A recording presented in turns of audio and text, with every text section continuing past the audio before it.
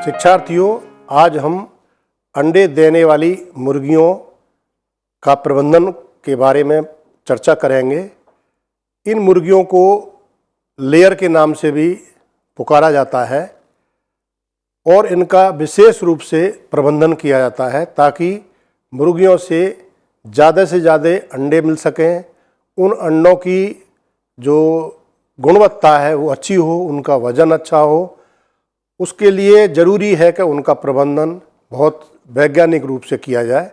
जब भी चूजे और ब्रायलर हैं, इसका जो प्रबंधन किया जाता है वो लगभग 6 से 8 सप्ताह तक किया जाता है, परंतु और ग्रोवर का जो प्रबंधन है वो 8 से 16 से 20 सप्ताह तक किया जाता है। और जब भी पक्षियों की आयु 16 सप्ताह की होती है तब इनमें अंडा देने की एक तरह से आयु मानी जाती है।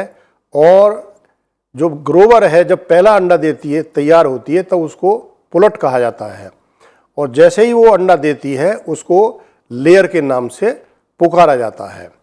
तो इसमें जो प्रबंधन है इसका 17 सप्ताह से लेके 90 सप्ताह तक का जो समय है वो इसका प्रबंधन किया जाता है, क्योंकि इसी अवधि के अंदर मुर्गी अंडे देने का कार्य करती है।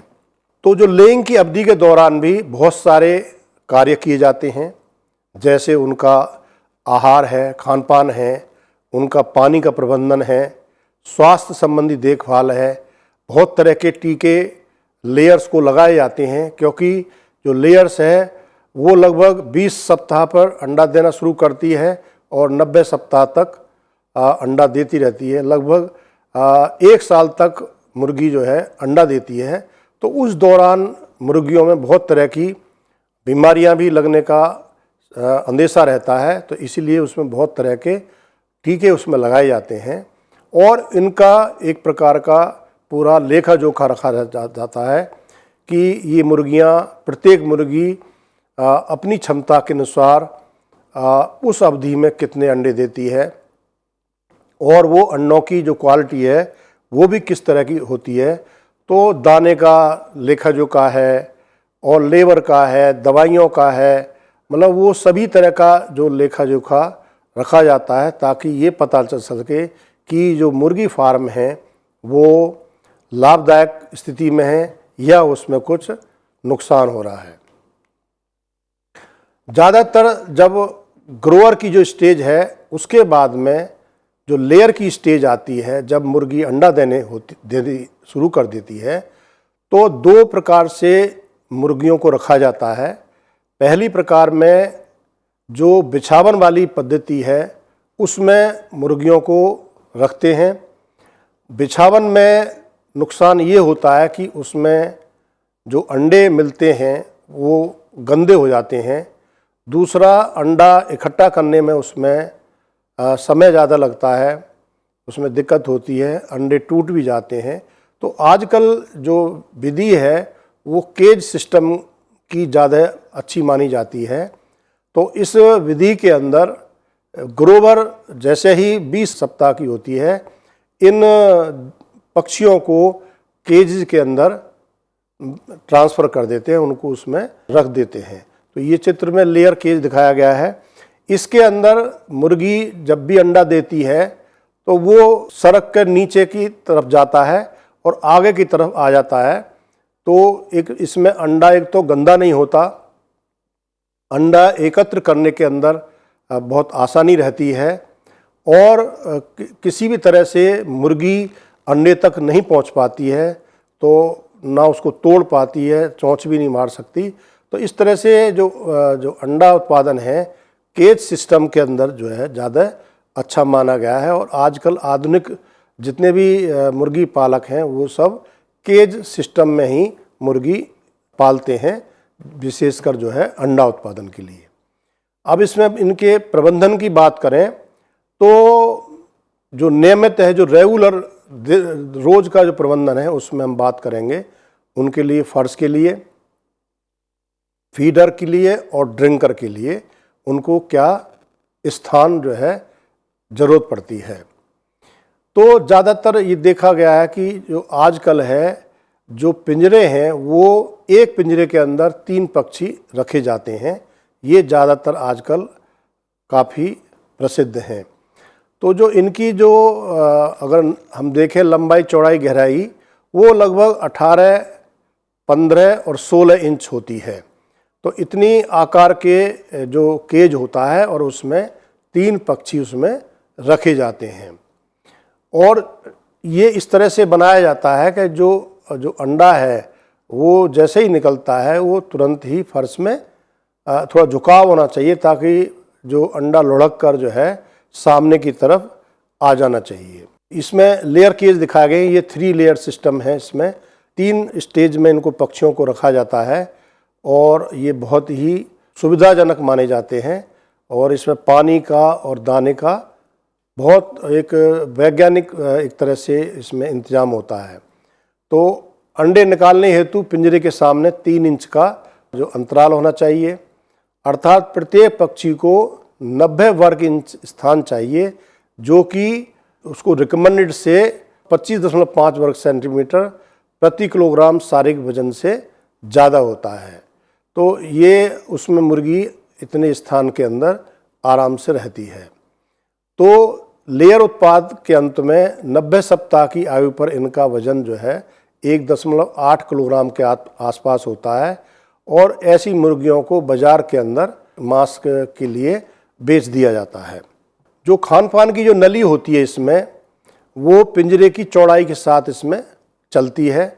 एक में जो है उसमें दाना डाला जाता है और दाना डालने के बाद में पक्षी आराम से उसमें से दाना खा लेते हैं। ये पिंजरे जो है लाइन में लगाए जाते हैं और स्तर के साथ साथ ये लंबाई में चलते हैं। तो 3 पक्षियों की खिलाई हेतु 45 सेंटीमीटर स्थान, मतलब एक पक्षी को 15 सेंटीमीटर प्रति पक्षी स्थान दिया जाता है, जो रिकमेंडेड स्थान से 10 सेंटीमीटर प्रति पक्षी ज़्यादा होता है, ताकि जो है पक्षी आराम से खाना उसमें दाना खा सकें। जो ड्रिंकर है इसके लिए उस पर निप्पल ड्रिंकर होते हैं, उसकी लाइन पानी की गुजरती है वहाँ से, और जो पिंजरा होता है उसके ऊपर की साइड में ये निप्पल ड्रिंकर लगा रहता है। और जब भी पक्षी को पानी पीने की ज़रूरत होती है तो ये इसमें चोंच मारते हैं और इस तरह का वो ड्रिंकर होता है, चोंच मारते ही उसमें से पानी निकल आता है। तो पक्षी जितना भी उसको ज़रूरत होती है बार बार निप्पल पर वो चोंच मारते हैं और अपना पानी पी लेते हैं। ये इसमें दिखाया गया, ये 3 स्टेज जो है केज दिखाया गया है जिसमें पक्षी रहते हैं। ऊपर भी अंडे दिखाई दे रहे हैं, नीचे भी अंडे दिखाई रहे हैं और ये आसानी से इनको कलेक्ट कर लिया जाता है। बात करते हैं जो खान पान की। जो फीडर लाइन है वो रैखिक फीडर के समान होती है। रैखिक फीडर जो एक तरह से बिछावन वाला जो सिस्टम होता है उसमें फीडर होता है, तो ये उसी तरह का फीडर लाइन लंबाई में चलता है। और केवल अंतर ये होता है कि जो रैखिक फीडर है वो एक तरफ से ही प्रयोग होता है। फीडर केवल 1/3 या आधा तक भरा जाता है। अगर ज़्यादा भर जाते हैं तो वो दाना खराब होने का, उसमें बिखरने का उसमें ज़्यादा चांस होता है। तो इसमें जो है आधा ही उसको भरते हैं ताकि दाने का वेस्ट ना हो, और इसको दिन में 2 बार ही उसमें दाना उसमें डाला जाता है, जितनी भी उसमें उसके ज़रूरत की होती है। तो लेयर्स के लिए आहार पर कोई भी कंट्रोल नहीं होता। जिस तरह से ग्रोवर जो पक्षी होते हैं उनको आहार नियंत्रण करके देते हैं, केवल 92 से 93% ही केवल आहार दिया जाता है, लेकिन इनको जितना वो खाना चाहते हैं उतना आहार उनको उपलब्ध कराया जाता है। और जब भी उनको भूख लगती है तब उनको आहार दिया जाता है। अब बात करते हैं प्रकाश व्यवस्था की। तो जो अंडा उत्पादन है इसके लिए लाइट का बहुत ही महत्व है। तो इसमें ज़्यादातर क्या है कि जो भवन होता है जहाँ पर ये पिंजरे रखे जाते हैं तो उसमें समतल रिफ्लेक्टर वाले गर्म बल्ब ज़्यादा पसंद किए जाते हैं। उसका कारण ये है कि जो समतल रिफ्लेक्टर होता है उसका प्रकाश एक समान रूप से पक्षी के ऊपर पड़ता है। जो इंडकैंसेंट गर्म होते हैं वो प्रकाश लाइट में इनका रंग लाल होता है, जो कि अधिक अंडा उत्पादन हेतु अच्छा होता है। तो ये भी इस तरह के बल्ब भी इसमें इस्तेमाल किए जाते हैं। ये बल्ब दिखाए गए इस तरह का बल्ब लगा जाता है, इनका रंग लाल होता है और लेयर्स के लिए, अंडा उत्पादन के लिए इनको अच्छा इसका असर देखा गया है। जो फ्लोरोसेंट होता है, जैसे आजकल लाइट होती हैं, वो प्रभावशाली होता है, लेकिन उसके लिए ज़रूरी ये है कि तापक्रम उसको 70 डिग्री फ़ारेनहाइट के आसपास होना उसका ज़रूरी होता है, क्योंकि पक्षी जो केज में होते हैं वो सदैव लाइट के नीचे होते हैं, स्थित होते हैं। तो इनको अतः घर की छत को रोशन करने की इसमें कोई आवश्यकता नहीं है, इसीलिए रोशनी जो है नीचे की ओर दी जाती है ताकि वाट क्षमता का कम लगे और बिजली की उसमें खपत भी कम हो और कम उसका खर्चा हो। जो गोल रिफ्लेक्टर होते हैं वो गोल क्षेत्र में प्रकाश पैदा करते हैं तथा गोल बल्बों के बीच में त्रिकोणाकार क्षेत्र का अंधेरा पैदा करते हैं। तो इसीलिए इनको इस्तेमाल नहीं किया जाता है। इसमें केवल समतल रिफ्लेक्टर से ही इस्तेमाल किया जाता है और उससे पूरा जो क्षेत्र है वो उसमें लाइट रहती है और उसमें लगभग 40 से 60 जो बल्ब हैं वो लेयर हाउस में प्रयोग होते हैं। अब इनको किस तरह से उसमें फिक्स करते हैं उसके लिए भी कुछ सावधानी बरतनी चाहिए। तो केवल जहाँ भी रास्ता होता है, मतलब पिंजरों के जो कतार हैं उनके बीच में जो रास्ता होता है उनके ऊपर ही बल्ब लगाए जाते हैं, क्योंकि जो रास्ते में बल्ब लगाए जाते हैं तो उससे क्या है कि पक्षी को आसानी से जो फीडर है या जो निपल ड्रिंकर है उसको देखने में उसको सुविधा रहती है, प्रकाश में और अंडा उत्पादन में भी इसमें मदद मिलती है। बल्कि जबकि अंडा इकट्ठा करते हैं तब भी आसानी से ये जो अंडे दिख जाते हैं, अंधेरा उसमें नहीं होता है।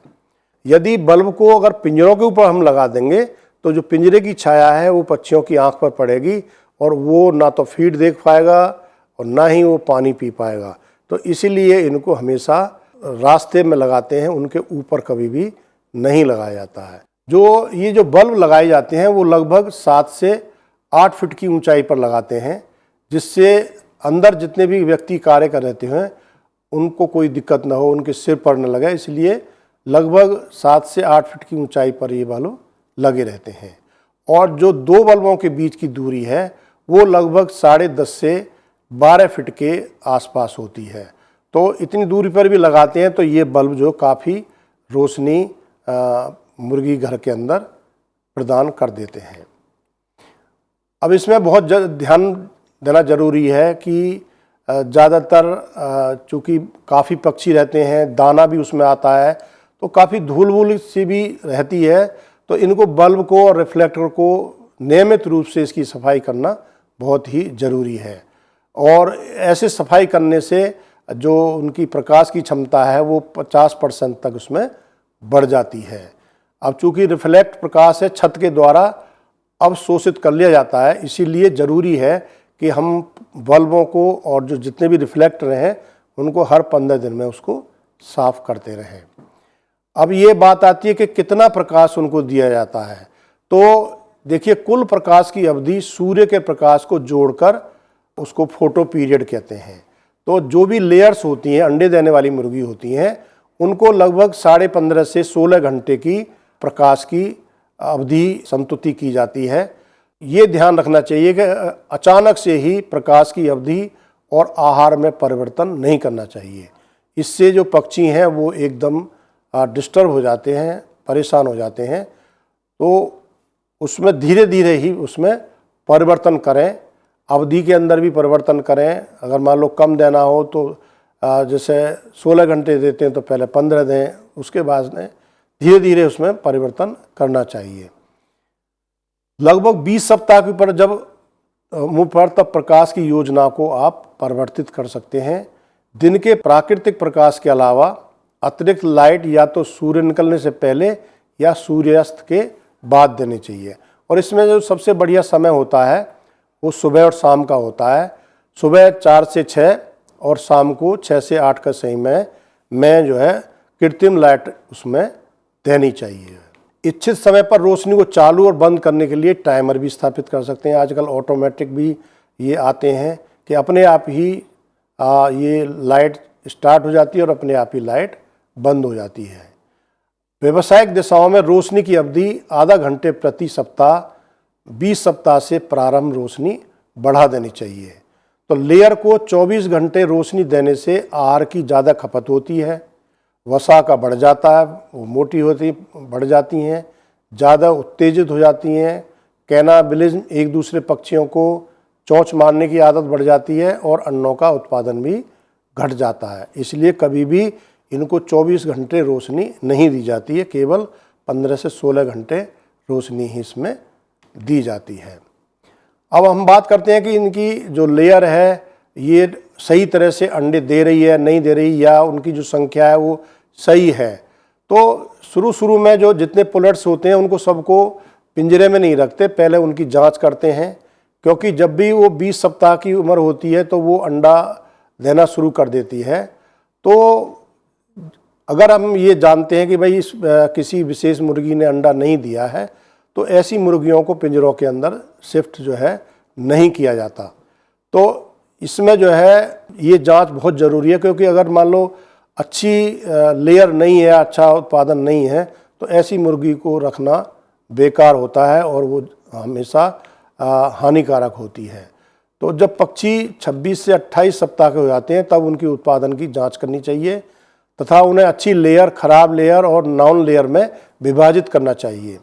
तो पक्षियों की ब्रूडिंग हाउस से केज हाउस में स्थानांतरित करते समय ही इनकी जांच की जाती है, जिससे मुर्गियों के अतिरिक्त देखभाल से बचा जा सके। इसलिए प्रत्येक पक्षी को एक अंडा देने के लिए मौका देना होता है, तभी पता चलता है कि वो पक्षी अच्छी लेयर है या नहीं है। और हम ये नहीं कभी भी उम्मीद की जाती कि वो ये जो लेयर है वो एक साथ ही सब अंडे देती हैं, उनमें समय में भी परिवर्तन उसमें होता रहता है। इसीलिए 26 से लेकर 28 सप्ताह की उम्र हो जाने तक का जो इंतज़ार करते हैं तब तक सभी पक्षियों को कम से कम एक अंडा ज़रूर मिल जाना चाहिए।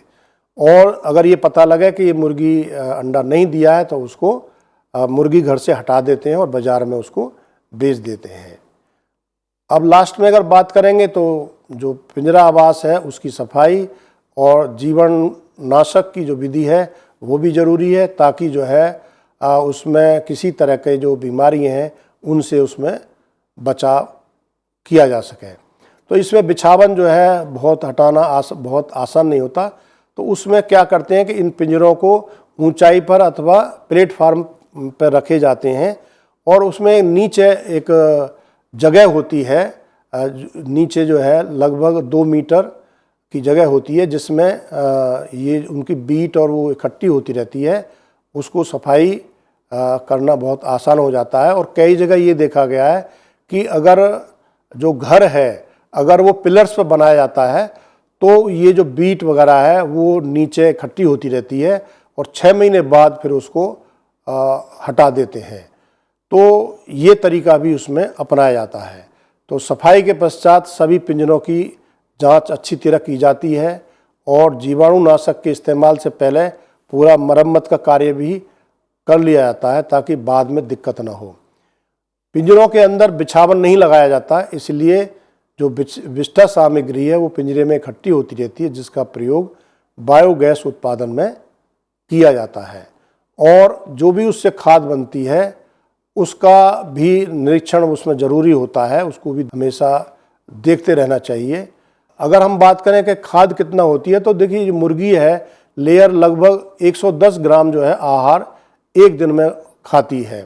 इसलिए अगर 12 माह में हम देखें तो लगभग 40 किलोग्राम आहार जो है वो एक साल के अंदर इस्तेमाल करती है और 40 किलोग्राम आहार खाकर वो 56 किलोग्राम जो है विष्ठा जो है इसमें जिसमें 85% नमी होती है, तो और 25 किलोग्राम खाद 30% नमी के साथ उत्पादन इसका होता है। तो ये भी एक बहुत अच्छा खाद है जिसका इस्तेमाल फसलों के उत्पादन के लिए किया जाता है और जो मुर्गी पालक हैं वो इसको बेच भी सकते हैं और बायोगैस के उत्पादन में भी इसका इस्तेमाल किया जा सकता है। अगर हम बात करें कि कोई मुर्गी बहुत अच्छी लेयर है या नहीं है, तो उसके कई गुण होते हैं। जो लेयर होती है उसकी कलगी बड़ी होती है, लाल होती है, गर्म होती है और काफ़ी फुर्तीली भी होती है। तो अगर इस तरह होगी तो उसका जो अंडाशय होगा वो भी जो है अच्छा विकसित होगा और वो ज़्यादा अंडे देगी। इसकी आँखें भी चमकीली होती हैं, क्रियाशील होती हैं और ये जो अगर मुर्गी अंडा कम देती हैं तो उसकी पलकें खराब होंगी और उतना क्रियाशील वो नहीं होती, आँखें भी उतनी उसकी चमकीली नहीं होती हैं। जो वेंट होता है उसका गुदाकार वो लंबा गुदा होती है, उसको लंबाकार होता है, नम होता है। तो जब मुर्गी अंडा देने जा रही होती है तब जांघ की हड्डियों को आराम दिया जाता है, जिससे अंडा निकलने में सहायता मिलती है।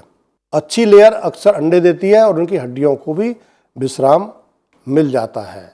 अंडे देने वाली मुर्गी का जो वेंट होता है वो बड़ा होता है, गीला होता है, फैला हुआ होता है और आयताकार सा बना होता है। जबकि जो कम अंडा देने वाली मुर्गी होती है उसका वेंट छोटा होगा, सिकुड़ा हुआ होगा और सूखा रहता है। तो जो ब्रेस्ट और प्यूबिक बोन के बीच की दूरी 4 उंगली और मुलायम, कारण इससे पेट के अंदरूनी क्षमता को मापा जाता है। मतलब जितना पेट उसका विकसित होगा तो उसकी जो क्षमता भी ज़्यादा होती है, जो ज़्यादा अंडा दे रही है, क्योंकि अच्छी जो लेयर होगी वो ज़्यादा खाना खाएगी और ज़्यादा उसकी अंडा उत्पादन उसका होगा। इसके अलावा पेट के अंगों के निरंतर दबाव और ओविडक्ट में अंडे का वजन होने के कारण अंडे देने वाली मुर्गियों के पेट की मांसपेशियां भी ढीली होती हैं, पिलपिली उसमें हो जाती हैं। मुझे उम्मीद है कि ये जानकारी आपको लाभदायक होगी। धन्यवाद।